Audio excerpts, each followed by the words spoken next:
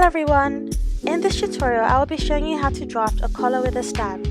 A collar is something that can add the smart as well as the sexy to any outfit. I will be taking you through the steps to draft a standard collar and in a later video a tutorial on an amazing shirt to go with it. So be sure to subscribe to get notified the moment new tutorials come out. This tutorial will require you to take the measurements of the neckline of the front and back bodice as shown in red, or if you are adding a button extension, then instead on the front bodice, measure from the fold line to the shoulder as shown in green. Firstly, to draft the collar stand, you will need to draw a horizontal line equal to the total length of the neckline. Mark the left end of the line A and the right end of the line B.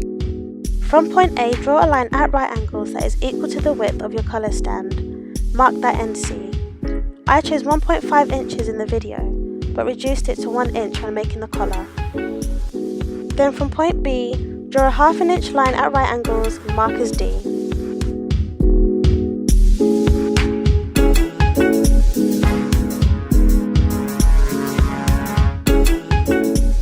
Mark the centre between points A and B and draw a line from there to point D.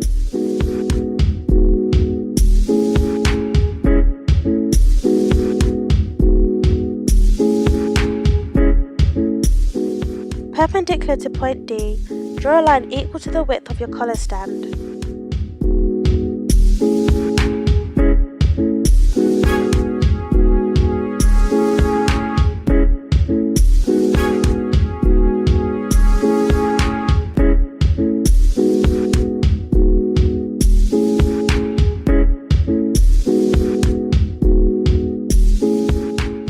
From point C to D, draw lines that are parallel to the bottom part of the collar stand at a distance equal to the width of the collar stand.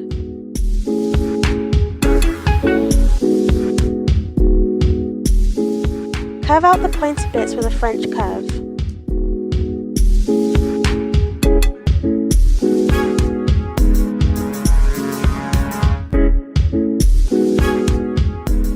Mark 1 inch down from the right end of the collar stand.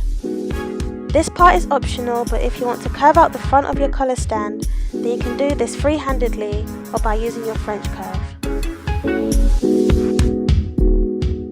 Your collar stand should look something like this. If you want a mandarin collar, then you can just leave it as it is. Next, you will need to trace around your collar stand. Mark 1 inch down from the right end of the collar stand. Then on the left end, draw a line equal to the width of the collar. In this video I chose 2 inches, but reduced it to 1.5 inches when making the collar. Draw a line perpendicular to the line on the left. Then from the 1 inch point on the collar stand, draw a line down at right angles equal to the width of your collar plus ½ inch.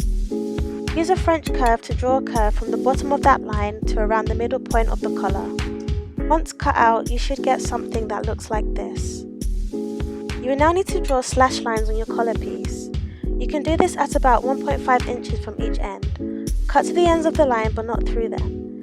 Place your pattern piece on another sheet of paper and separate the slash pieces about 1/8 of an inch and then trace around it. This is done so that the collar can curve better around the neck. You should then get something that looks like this.